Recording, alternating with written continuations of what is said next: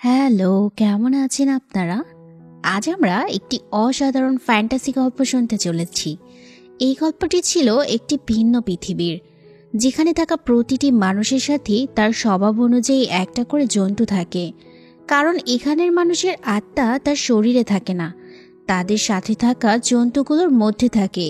তারা যেখানেই যাক, জন্তুগুলো তাদের সাথেই থাকতে হবে, নয়তো এদের মৃত্যু হয়ে যাবে।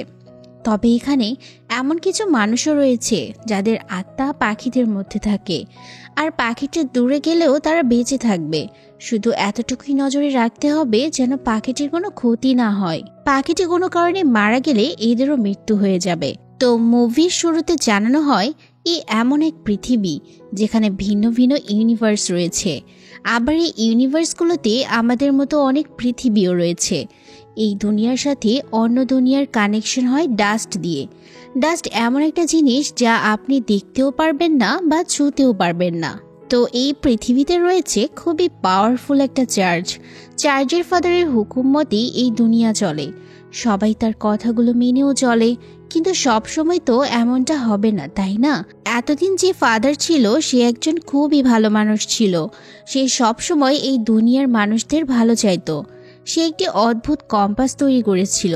কম্পাসটি মানুষের অতীত বা ভবিষ্যৎ সম্পর্কে জানাতে পারে। এর অন্য একটি নাম অ্যালথোমিটার। ধীরে ধীরে এই কম্পাসের সাহায্য সেখানে মানুষের সত্যিগুলো রিভিল হতে থাকে। চার্চের ম্যাজিস্ট্রি থেকে কেউ চাইতো না তাদের সত্যটা সাধারণ মানুষ জেনে যাক, তাই ম্যাজিস্ট্রির লোকজন সব কম্পাসগুলো নষ্ট করে ফেলে। তবে এখন পর্যন্ত এই দুনিয়াতে একটি কম্পাস লুকিয়ে রাখা হয়েছে, যার সম্পর্কে কেউ জানে না। তবে যে কেউ সেই কম্পাসটি ব্যবহার করতে পারতো না। এই দুনিয়াতে একমাত্র লিরা নামের একটি মেয়ে এই কম্পাসটি ব্যবহার করতে সক্ষম। এরপরে আমাদের লিরা নামের সেই অনাথ বাচ্চাকে দেখানো হয়। লিরাকে তার এক আঙ্কেল লালন পালন করত। একদিন লিরার আঙ্কেল তাকে বলে সে ডাস্ট খুঁজতে যাবে। সে এখানে না থাকলে লিরার দেখাশোনা কে করবে? তাই লিরার সেফটির জন্য লিরাকে সে একটা স্কুলে ভর্তি করে দিয়েছে। স্কুলের সব বাচ্চারা লিরাকে খুবই বিরক্ত করত, কিন্তু লিরা কাউকেই ভয় পায় না। যাই হোক, এভাবে স্কুলে লিরার বেশ কিছুদিন কেটে গিয়েছে। এখন স্কুলে তার কয়েকজন ভালো বন্ধুও হয়েছে। একদিন সে খেলতে খেলতে স্কুলের বিশাল কনফারেন্স রুমে ঢুকে পড়ে। এখানে বাচ্চাদের আসা নিষিদ্ধ ছিল। হঠাৎ শব্দ হয়, লিরা দ্রুত একটা আলমারির ভিতরে লুকিয়ে পড়ে। সেখানে স্কুলের প্রিন্সিপাল আর ফাদারের একজন লোক আসে। তারা লিরার আঙ্কেলকে নিয়েই কথা বলছিল।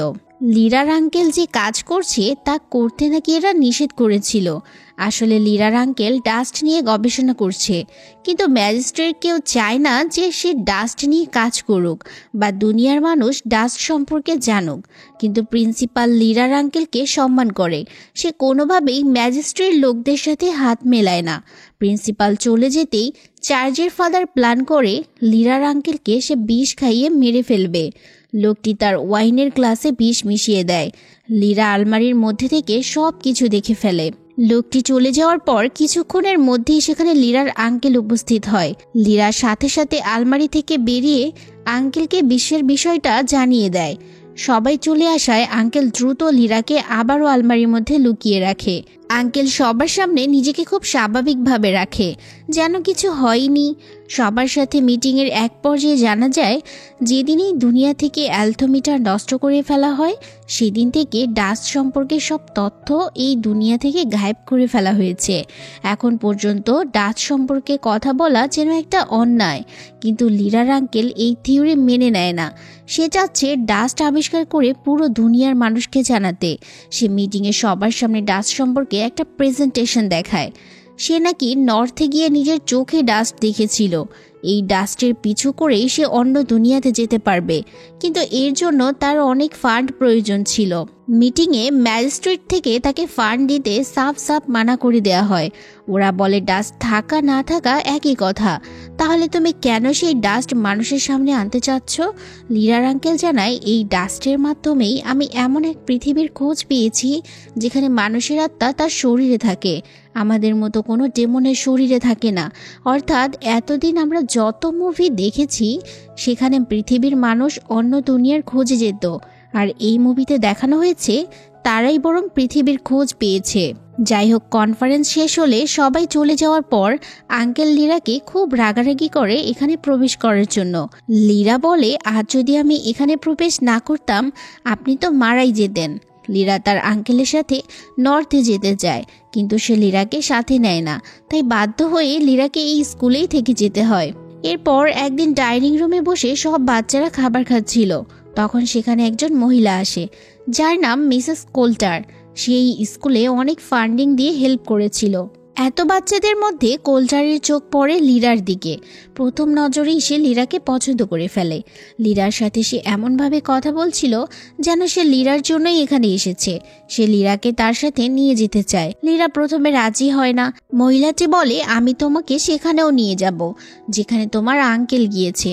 লীরা বলে, আপনি আমাকে নর্থে নিয়ে যাবেন? সেখানে যাওয়ার আমার খুবই ইচ্ছে। কোল্টার বলে, অবশ্যই নিয়ে যাব। লীরা তাই রাজি হয়ে যায়।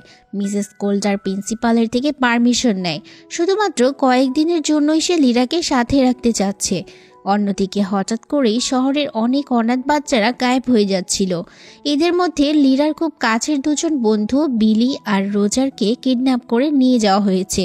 লীরা চলে যাওয়ার আগে তার কাছে স্কুলের একজন প্রিন্সিপাল আসে। লীরাকে সে মেটালের তৈরি একটা যন্ত্র দেয়। প্রিন্সিপাল লীরাকে বলে দেয় এটা যেন লীরা কাউকে না দেখায়। সে যেন এই যন্ত্রটাকে সবসময় নিজের কাছে সুরক্ষিত অবস্থায় রাখে। লীরা প্রিন্সিপালকে প্রমিস করে। প্রিন্সিপাল জানায় এটাই দুনিয়ার শেষ অ্যালথোমিটার।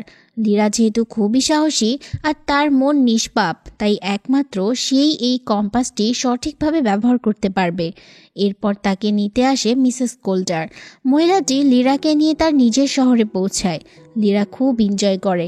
দেখা যায় এই দুনিয়ার টেকনোলজি খুবই উন্নত। এটি পৃথিবীরই একটা প্যারালাল দুনিয়া, কিন্তু টেকনোলজি ছিল আমাদের দুনিয়া থেকে সম্পূর্ণ আলাদা। এরপর কেটে গিয়েছে অনেকগুলো দিন। লীরা দেখে এতদিন হয়ে গিয়েছে, কিন্তু মিসেস কোল্টার তাকে তার আঙ্কেলের কাছে নিয়ে যাচ্ছে না। এমনকি সে নর্থেও লীরাকে নিয়ে যায়নি। লীরা মন খারাপ করে এইসব নিয়েই ভাবছিল, আর প্রিন্সিপালের দেয়া যন্ত্রটি খুঁটিয়ে খুঁটিয়ে দেখছিল। যন্ত্রটি দেখতে অনেকটা কম্পাসের মতো। এর কাঁটাগুলো বারবার ঘুরে ফিরে একই জায়গায় নির্দেশ করছে। তাছাড়া এই কম্পাসে অনেক ধরনের সিম্বল ছিল। যাই হোক, মিসেস কোল্টার লীরাকে ডেকে নেয়। লীরা বুঝতে পারে মহিলাটির বিহেভিয়ার দিন দিন চেঞ্জ হয়ে যাচ্ছে। মিসেস কোল্টারের সাথে কথা বলার এক পর্যায়ে লীরা মহিলাটিকে সুযোগ বুঝে ডাস্ট সম্পর্কে জিজ্ঞেস করে, কিন্তু ডাস্টের নাম শুনেই মহিলাটি খুব রেগে যায়। সে লীরাকে এক প্রকার ধমক দিয়েই বলে যেন দ্বিতীয়বার সে ডাস্ট সম্পর্কে কোনো কথা না বলে। তবে লীরা ডাস্টের ব্যাপারে কোথা থেকে শুনলো আর কি সে জানে? এত সব প্রশ্নে লীরা খুব ভয় পেয়ে যায়। মিসেস কোল্টারের পশুটি হঠাৎ করে লীরার পশুর উপরে হামলা করে দেয়। লীরা এবার শিওর হয়ে যায় এই মহিলা লীরাকে এখানে কোনো উদ্দেশ্য সাধনের জন্যই নিয়ে এসেছে। কিন্তু কি তার উদ্দেশ্য, এটা জানার জন্য লীরা চুপচাপ মহিলাটির বেডরুমে ঢুকে পড়ে। লীরা তল্লাশি করে এতটুকু জানতে পারে যে স্কুলের যেসব বাচ্চারা গায়েব হয়েছে তাদের গায়েব হওয়ার পেছনে এই মহিলার হাত রয়েছে। লীরা রুম থেকে বেরিয়ে এলে মহিলাটি তা দেখে ফেলে। লীরা কোনো রকমে নিজেকে সামলায়, কিন্তু মিসেস কোল্টার কোনোভাবে জেনে গিয়েছিল যে কম্পাসটি লীরার কাছে রয়েছে। তাই নিজের পশুটাকে সে লীরার কম্পাসটি খুঁজে বের করতে লীরার ঘরে পাঠিয়েছিল। লীরার পশুটি আবার বিভিন্ন রূপ চেঞ্জ করতে পারত। সে কখনো বিড়াল তো কখনো পাখি হয়ে যেতে পারত। এদিকে ওই মহিলাটির পশুটি ছিল একটি বানর। লীরার পশুটি দ্রুত পাখির রূপ নিয়ে কম্পাসটি ছিনিয়ে নিয়ে ঘর থেকে বেরিয়ে যায়। লীরাও যেনতেনভাবে সেখান থেকে পালিয়ে বের হয়ে আসে। কিন্তু শহরের প্রতিটি জায়গায় মিসেস কোল্টারের লোকজন ঘুরে বেড়ায়। খুব সহজেই তারা লীরাকে ধরে ফেলেছিল, কিন্তু তখনই সেখানে অন্য একজন মহিলা তার দলবল নিয়ে চলে আসে। মহিলাটি ছিল লীরার বন্ধু বিলির মা। সে লীরাকে বাঁচিয়ে নেয়। বিলির মা লীরাকে জানায় জিপসিদের লিডার কিডন্যাপ হওয়া বাচ্চাদের খুঁজতে জাহাজ নিয়ে নর্থের দিকেই যাচ্ছে। সেও তার ছেলে বিলিকে খুঁজতে জিপসিদের সঙ্গ দিয়েছে। লীরাও তাদের সাথে যেতে চায়। বিলির মা লীরাকে জাহাজে নিয়ে সবার সাথে পরিচয় করিয়ে দেয়। সেখানে অনেক মানুষ লীরাকে অবাক হয়ে দেখছিল। জাহাজের মালিক জিপসিদের লিডারকে লীরা তার কম্পাসটি দেখায়। লিডারের একজন সহকর্মী বলে এই কম্পাসের ভাষা কেউই পড়তে পারবে না, কিন্তু লিরা জানায় সে কম্পাসের ভাষা পড়তে পারে। লিরা কম্পাসটি ওপেন করে খুব মনোযোগ দিয়ে লক্ষ্য করে। কম্পাসটি লিরাকে একটা লোকেশন দেখায়। কম্পাসের কাঁটাগুলো বারবার যে সিম্বলগুলো নির্দেশ করছিল তা থেকে লিরা বুঝে যায় বাচ্চাদের কিডন্যাপ করে এক্স্যাক্টলি কোথায় রাখা হয়েছে। রাতের বেলায় লিরা যখন একাই ছিল তখন তার কাছে একজন জাদুকরী মেয়ে আসে। সে লিরাকে জানায় বাচ্চাদের কিডন্যাপ করে ওদের উপর এক্সপেরিমেন্ট করা হচ্ছে। তারা আসলে জানতে চাচ্ছে বাচ্চারা তাদের যন্ত্রগুলো ছাড়া থাকতে পারবে কিনা। তো পরদিন জাহাজ নিয়ে ওরা একটা শহরের কাছে থামে। কিছুক্ষণ ঘুরে ফিরে বেড়ানোর পরে সেখানে লিরার সাথে নতুন একজন মানুষের পরিচয় হয়। লিরার সাথে কথা বলে লোকটি কিডন্যাপ হওয়া বাচ্চাদের ব্যাপারে জানতে পারে। লিরার এই সফরে সাহায্য হবে ভেবে সে লিরার সাথে একটা সাদা ভাল্লুকের পরিচয় করিয়ে দেয়। ভাল্লুকটি কিন্তু মানুষের মতো কথা বলতে পারত। লিরা তো এত বড় ভাল্লুক প্রথমবার দেখে খুবই অবাক হয়ে যায়। ভাল্লুকটি জানায় সে শুধু বিশাল দেহীই না, তার কাছে যোদ্ধার পোশাকও ছিল, কিন্তু এখন পোশাকটি তার কাছে নেই, যার কারণে তার শক্তি এখন খুবই কম। ভাল্লুকটি লিরার সাথে যেতে রাজি না হয়।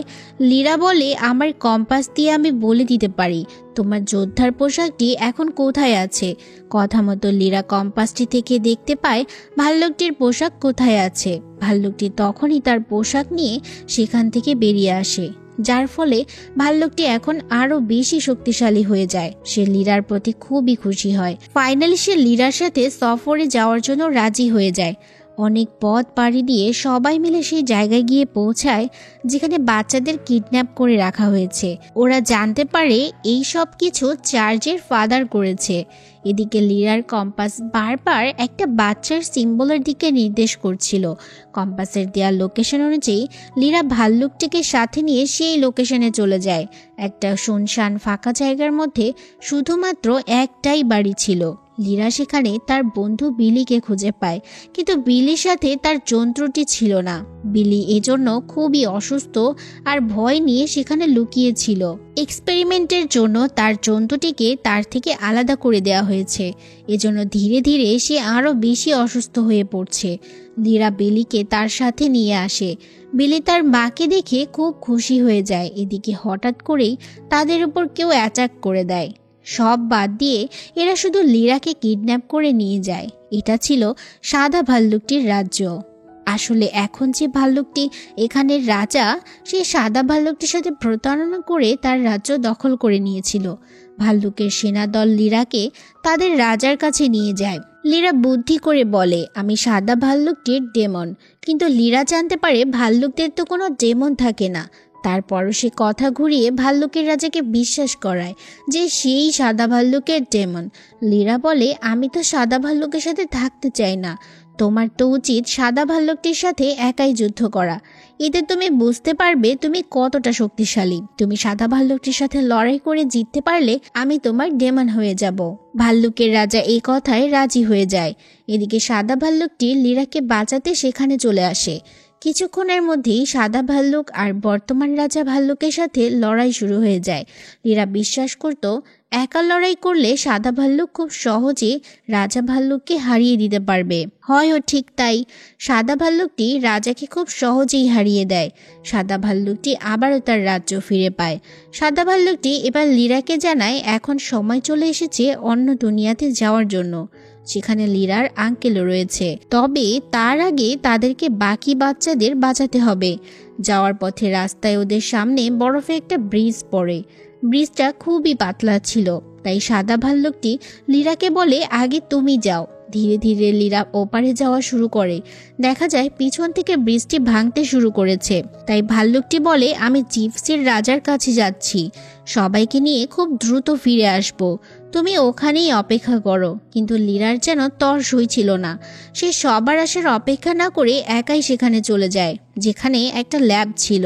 এখানেই বাচ্চাদের উপরে এক্সপেরিমেন্ট করা হচ্ছে। লিরা জেনে শুনেই সাহায্যর নাম করে ওদের হাতে ধরা দেয়। লীরাকে সেখানে নিয়ে যাওয়া হয় যেখানে বসে কিডন্যাপ হওয়া বাচ্চারা খাবার খাচ্ছিল। সেখানে লীরার একজন বন্ধুও ছিল। লীরাকে দেখেই সে খুশি হয়ে লীরার কাছে যাওয়ার চেষ্টা করে। লীরা চোখ দিয়ে ইশারা করে বোঝায় এখনই না। লীরা তার প্ল্যানের ব্যাপারে ছেলেটিকে বলে, কিন্তু সেখানের লোকগুলো লীরার মতিগতি বুঝে গিয়েছিল। ওরা লীরাকে অজ্ঞান করে একটা মেশিনের ভিতরে আটকে দেয়। লীরা বুঝতে পারে এরা তার উপর এক্সপেরিমেন্ট করে তার ডেমনকে আলাদা করে দিবে। তখনই সেখানে মিসেস কোল্টার চলে আসে। সে সবাইকে লীরাকে নিয়ে এক্সপেরিমেন্ট করতে মানা করে দেয়। লীরার যখন জ্ঞান ফিরে আসে সে নিজেকে একটা বিছানার উপর দেখতে পায়। পাশেই মহিলাটি চিন্তিত অবস্থায় লীরার জ্ঞান ফেরার অপেক্ষায় ছিল। সে লীরার সাথে খুব সুন্দরভাবে কথা বলে, এমনকি সে তো লীরাকে জানায় সেই লীরার মা। সে লীরার ভালোই চায়, তাই লীরার কম্পাসটা সে চাচ্ছে, কিন্তু লীরা তাকে কম্পাস দেয় না। মিসেস কোল্টারের কথাবার্তায় লীরা জানতে পারে লীরার আঙ্কেল, যে কিনা এতদিন লীরাকে লালন পালন করেছে, সে আসলে লীরার বাবা। লীরা চালাকি করে মহিলাটিকে একটা বক্স দেয়। বক্সটা দেখতে অনেকটা কম্পাসের মতোই ছিল। বক্সটা খুলতেই বেরিয়ে আসে একটা স্পাই ফ্লাই। এটা বের হতেই মহিলাটাকে আঘাত করে অজ্ঞান করে দেয়। সেই ফাঁকে লীরা ওখান থেকে পালিয়ে সোজা ল্যাবের সেই রুমে চলে যায় যেখানে বাচ্চাদের উপর এক্সপেরিমেন্ট করা হয়। প্রচণ্ড আক্রোশে লীরা মেশিনটাকে ডিস্ট্রয় করে দেয়, যার ফলে সেখানে খুব বড় একটা ব্লাস্ট হয়ে যায়। লীরা দ্রুত সব বাচ্চাদের নিয়ে ল্যাব থেকে বেরিয়ে আসে, কিন্তু তখনও ফাদারের লোকজন ওদের পিছু ছাড়েনি। কিন্তু ভাগ্য ভালো, ততক্ষণে সাদা ভাল্লুকটি জিপসির সেনাসহ সেখানে চলে এসেছিল। দুপক্ষের মধ্যে ভয়ানক লড়াই শুরু হয়ে যায়। লীরাকে সাহায্যের জন্য সেই জাদুকরী মেয়েটি তার দলবল নিয়ে হাজির হয়। ফাইনালি শত্রুকে হারিয়ে সবাই বাচ্চাদের বাঁচিয়ে নেয়। সবাই যার যার বাড়ি ফেরার উদ্দেশ্যে রওনা হলেও লীরা তার বাবার কাছে যেতে চায়, তাই সে তার এক বন্ধুকে সাথে নিয়ে অন্য রাস্তায় চলে যায়। জাদুকরী মেয়েটা বলে লীরাই সেই মেয়ে যে নিজেই কম্পাসটি বেছে নিয়েছে। একদিন লীরাই ফাদারকে হারিয়ে এই দুনিয়াতে শান্তি নিয়ে আসবে। সেই সাথে এই মুভির কাহিনী এখানেই শেষ করে দেওয়া হয়। তো কেমন হলো অবশ্যই জানাবেন। আজকের মতো বিদায় নিচ্ছি, আল্লাহ হাফিজ।